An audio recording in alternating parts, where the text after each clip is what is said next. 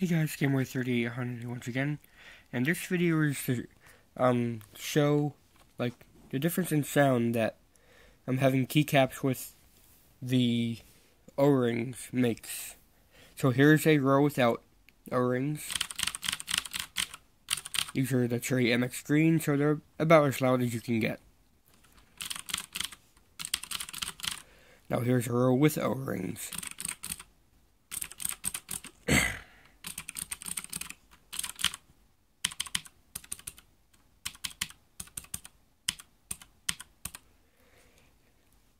The plastic keycap does not go against the plastic bottom, so it's not as loud. And it also makes it a little bit heavier to press too.